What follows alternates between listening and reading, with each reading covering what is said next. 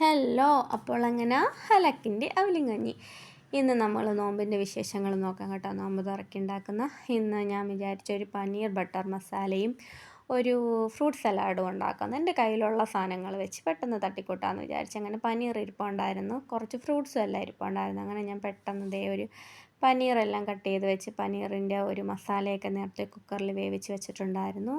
അതെല്ലാം ഒന്ന് സെറ്റ് ചെയ്ത് പെട്ടെന്ന് തന്നെ ഒരു പനീർ ബട്ടർ മസാല റെഡിയാക്കി കേട്ടോ. അത് ഗ്രേവി ഒന്ന് നന്നായിട്ട് പേസ്റ്റാക്കി എടുത്തതിന് ശേഷം നമ്മൾ നേരത്തെ മിക്സ് ചെയ്ത പൊടിയിലോട്ടെല്ലാം ഇട്ട് കൊടുത്ത് എല്ലാം ഒന്ന് സെറ്റ് ചെയ്ത് അതിലേക്ക് പനീർ ആഡ് ചെയ്ത് പിന്നെ കുറച്ച് ടൊമാറ്റോ സോസ്, ഉപ്പ്, പിന്നെ മല്ലിയില, കുറച്ച് പഞ്ചസാര ഇതെല്ലാം ചേർത്ത് ഒരു അര ഗ്ലാസ് പാലും അവസാനം കുറച്ച് ബട്ടറും കൂടെ ചേർത്താൽ നമ്മളെ പനീർ ബട്ടർ മസാല റെഡി. ഇതിൻ്റെ റെസിപ്പി വേണമെങ്കിൽ കമൻറ്റ് ചെയ്യണം കേട്ടോ. പിന്നെ ഫ്രൂട്ട് സലാഡായിരുന്നു കേട്ടോ. ഫ്രൂട്ട് സലാഡിന് എൻ്റെ കയ്യിലുള്ള സാധനങ്ങളെല്ലാം കൂടെ തട്ടിപ്പറക്കി അരിഞ്ഞ് വെച്ച് പിന്നെ കസ്റ്റാർഡ് പൊടി ഇരിപ്പുണ്ടായിരുന്നു. അത് ഞാൻ പാലിൽ വൈകിട്ടൊന്ന് കുറുക്കി തണുപ്പിക്കാൻ വേണ്ടി ഫ്രിഡ്ജിൽ വെച്ചു. അങ്ങനെ തണുപ്പിച്ച് ആയതിന് ശേഷം ഫ്രൂട്ട്സ് എല്ലാം കൂടെ അരിഞ്ഞ് നമ്മൾ തണ്ണിമത്തൻ ചേർത്തെന്നുണ്ടെങ്കിൽ അത് അവസാനമേ അരിഞ്ഞ് ചേർക്കാവുള്ളൂ കേട്ടോ. മറ്റേതൊക്കെ നമുക്ക് ആദ്യമേ അരിഞ്ഞ് വെക്കാം. തണ്ണിമത്തൻ പെട്ടെന്ന് വെള്ളമാവുകയും അതുകൊണ്ടാണ് ഈ അവസാനം അരിഞ്ഞ് ചേർക്കുന്നത്. അതിലോട്ട് നമ്മൾ നേരത്തെ കുറുക്കി വെച്ചിരുന്ന ആ ഒരു തിക്കായിട്ടുള്ള ഇന്ന് കുറച്ച് കട്ടയായിപ്പോൾ കേട്ടോ. അങ്ങനെ അത് അതിൻ്റെ അകത്തോട്ട് ചേർത്ത് അങ്ങനെ ഒരു തട്ടിക്കൂട്ട് ഫ്രൂട്ട് സലാഡും റെഡിയാക്കി എടുത്തു കേട്ടോ.